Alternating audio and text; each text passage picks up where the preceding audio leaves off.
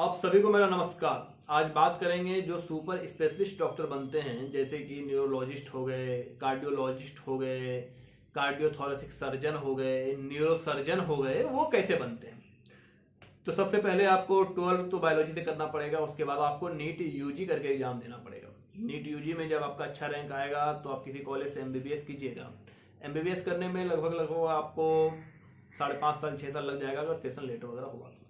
जब आप MBBS complete करते हैं तो एमबीबीएस कंप्लीट करने के बाद आपको नीट पीजी करके एग्जाम देना पड़ेगा। ठीक है, नीट पीजी में जब आपका अच्छा रैंक आएगा, ठीक है, तब आप नीट पीजी में एडमिशन लीजिएगा। नीट पीजी भी 3 साल का होता है। ठीक है, अब नीट पीजी में आपको अलग अलग ब्रांच चुनने का मौका मिलेगा, जैसे कि आपको जनरल सर्जरी हो गया, मेडिसिन हो गया, रेडियोलॉजिस्ट हो गया। ठीक है, ये सब हम आपको टॉप ब्रांच गिनवाए, जो टॉप ब्रांच है वो सब गिनवाए। देखिए, कुछ होता है एंड ब्रांच। ठीक है, जैसे कि रेडियोलॉजी एंड ब्रांच हो गया। रेडियोलॉजी में सुपर स्पेशलिस्ट नहीं होगा। ठीक है, अगर आपको सुपर स्पेशलिस्ट के लिए जाना है तो आपको या तो देखिए, पेशेंट को आदमी दो तरह से ठीक करेगा, या तो कोई दवाई देकर के ठीक करेगा या फिर कोई सर्जरी से ठीक करेगा। जो दवाई देकर के ठीक करेगा, जैसे कि अगर वो न्यूरो का है तो वो न्यूरोलॉजिस्ट हो गया, कार्डियो का सुपर स्पेशलिस्ट है तो वो कार्डियोलॉजिस्ट हो गया। ठीक है, अगर वही सर्जरी करके ठीक कर रहा है तो मान लीजिए कार्डियो का है तो वो कार्डियोथोरेसिक सर्जन कहलाता है। अगर वो न्यूरो का बनना चाहता है तो वो न्यूरो सर्जन कहलाता है। तो अब हम बात कर रहे हैं कि सुपर स्पेशलिस्ट कैसे बनेगा, कोई कार्डियोलॉजिस्ट या फिर कोई न्यूरोलॉजिस्ट कैसे बनेगा।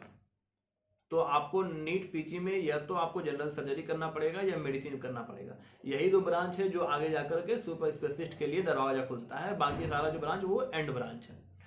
अगर कोई बंदा जनरल सर्जरी करता है, ठीक है, जनरल सर्जरी करता है तो ऑब्वियस है कि वो आगे जाकर के सर्जन बनेगा। ठीक है, जब वो 3 साल का पीजी करता है, पीजी कंप्लीट होने के बाद नीट एसएस यानी कि नीट सुपर स्पेशलिस्ट नाम का एग्जाम होता है।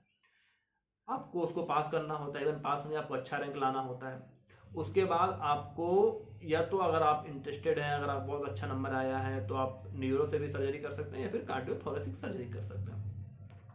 नीट सुपर स्पेशलिस्ट भी जो है वो पूरी 3 साल का कोर्स होता है। ठीक है, यानी कि आपको सर्जरी से अगर ठीक करना है तो कार्डियोथोरेसिक सर्जन कहलाता है। ठीक, कार्डियोथोरेसिक सर्जन बन गया वो। अगर जो है न्यूरो से करना है तो वो न्यूरो सर्जरी बन गया। ये तो हो गया सर्जरी का हिसाब किताब। जिसको दवाई से ठीक करना है तो उसको पीजी में मेडिसिन लेना पड़ेगा। ठीक है, जब वो मेडिसिन लेगा 3 साल पीजी करेगा। 3 साल पीजी करने के बाद उसे नीट एसएस एग्जाम देना पड़ेगा, यानी कि नीट सुपर स्पेशलिस्ट एग्जाम देना पड़ेगा। ठीक है, नीट सुपर स्पेशलिस्ट में उसका अच्छा रैंक आता है तो फिर वही हिसाब से उसको, अगर वो कार्डियो के लिए चुन लेना चाहता है तो कार्डियोलॉजिस्ट बनेगा, न्यूरो के लिए लेना चाहता है तो वो न्यूरोलॉजिस्ट बनेगा। ठीक है, ये पूरा सफर सुपर स्पेशलिस्ट का है। तो आप देख लीजिए कितना समय लगा। 12 के बाद तो आप लगभग 6 साल मान लीजिए। ठीक है, एमबीबीएस में 3 साल, पीजी में कितना हो गया, 6 3 9 साल। उसके बाद फिर 3 साल सुपर स्पेशलिस्ट में ले लीजिए, 12 साल। अगर इसमें 1-2 साल कहीं गैप वैप लग गया तो फिर मतलब लगभग 15 साल के आसपास पहुंच ही जाएगा। तो सुपर स्पेशलिस्ट बनने का प्रोसेस इतना टफ है, यानी कि इतना आसान नहीं है, लेकिन हाँ, बनने वाला बन ही रहा है और जिसको बनना है वो जरूर बनेंगे। तो जो नीट एस्पिरेंट है, अगर आपको टारगेट है कि सुपर स्पेशलिस्ट बनना है तो देख लीजिए कि आपको कितना मेहनत करना पड़ेगा। ये नहीं कि हम नीट यूजी निकाल लिए तो हम बहुत बड़ा तीर मार लिए, ऐसा कोई बात नहीं होता है। आपको उसमें लंबा समय तक मेहनत करना पड़ेगा। तो जो भी नीट एस्पिरेंट है वो धैर्य रखिए, और अगर कार्डियोलॉजिस्ट न्यूरोलॉजिस्ट बनना चाहते हैं तो पैसेंस के साथ साथ पढ़ाई तो करना ही पड़ेगा, क्योंकि आप प्रोसेस देख ही लिए। नीट यूजी निकाले, नीट यूजी के बाद आप जो है नीट पीजी निकाले, नीट पीजी के बाद फिर नीट एसएस निकाले, वो भी सब अच्छे रैंक से, तब आप वहां तक पहुंचिएगा। ठीक है, और अगर आपको जिस भी टाइप का जानकारी चाहिए मेडिकल फील्ड से तो आप जरूर कमेंट कीजिए, जरूर वीडियो बनाएंगे। तब तक के लिए धन्यवाद।